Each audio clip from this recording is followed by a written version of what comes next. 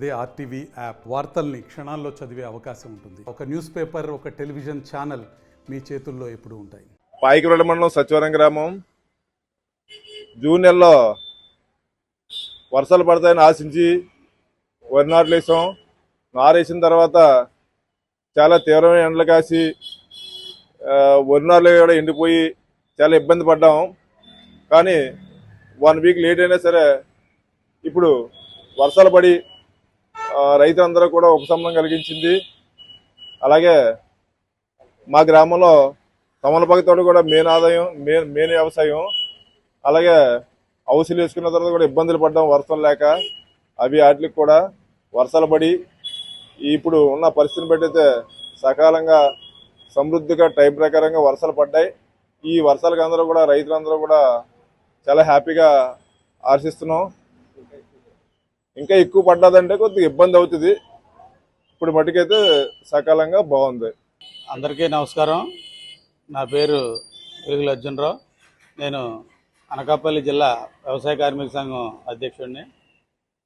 ఈ మధ్యన గత 5 రోజుల నుండి ఎడతెరిపి లేకుండా, అంటే పెద్ద భారీ వర్షాలు ఏం కాదు కానీ ఎడతెరిపి లేకుండా కురుస్తున్న వర్షాల వల్ల రైతాంగానికి ఏ విధంగా ఉపయోగం అంటే, ఇప్పుడు మన అనకాపల్లి జిల్లా మొత్తంగా 291.8 మిల్లీమీటర్ల వర్షపాతం నమోదైంది.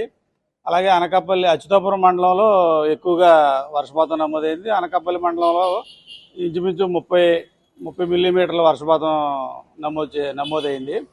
అయితే ఈ వర్షాలు యాక్చువల్గా ప్రకృతి పరంగా కురుస్తున్న వర్షాలు కాదు ఇవి.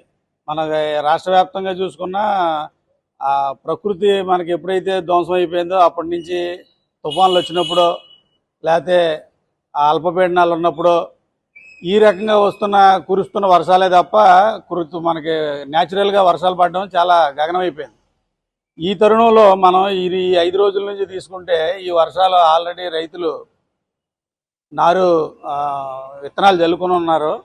విత్తనాలు జల్లుకొని ఉన్న సందర్భంలో ఈ వర్షపాతం వల్ల వాళ్ళకి దుక్కు దున్నుకోవడానికి, ఇతరత్ర కలుపు తీసుకోవడానికి వాటికి ఉపయోగపడుతుంది.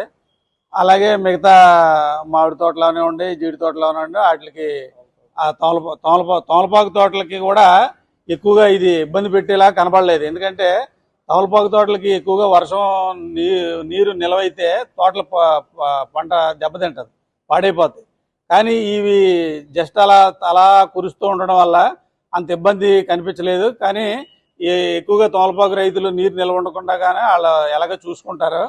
నీరు నిల్వ ఉండకుండా పొలాలు అది మళ్ళీలోని ఆ సాలులో అది చూసుకుంటే వాళ్ళకి కూడా కొంతమేరకు ఉపయోగం. అంటే వాళ్ళకి కొంచెం ఒక రకంగా దెబ్బ అవ్వచ్చు తమలపాకు తోటలకి. ఎందుకంటే ఈ కంటిన్యూగా పడుతుంది. కనీసం ఎంతో కొంత ఎండ కాస్తే వాళ్ళకి కొంచెం ఉంటుంది.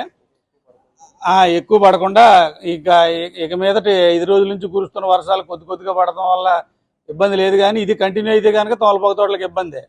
అలాగే మిగతా తోటలకి ఏదైనా సరే, మన మామిడి తోటలు తీసుకున్నా, జీడి తోటలు తీసుకున్నా, మిగతా కొబ్బరికి ఇంకా బాగా ఉపయోగం. కొబ్బరి తోటల వాటికి బాగా ఉపయోగం. ఈ రకంగా ఇప్పుడు కురుస్తున్న వర్షాలు ఈ రకంగా ఉపయోగం అని, అంటే ఒక రకంగా ఎక్కువ లాస్ అనేది ఏం కనపడలేదు యాక్చువల్గా చెప్పుకోవాలంటే. ఇన్ని రోజుల నుంచి కురుస్తున్న వర్షాలకి ఎక్కువగా లాస్ ఉంటుంది. కానీ ఈ వర్షాల వల్ల అంత ఇబ్బంది లేదని, లాస్ లేదని చెప్పేసి నా అభిప్రాయం. మరిన్ని వీడియోస్ కోసం ఛానల్ ని సబ్స్క్రైబ్ చేయండి. లేటెస్ట్ అప్డేట్స్ కోసం వాట్సాప్ ఛానల్ ని ఫాలో చేయండి. అండ్ లింక్ డిస్క్రిప్షన్ లో ఉంది.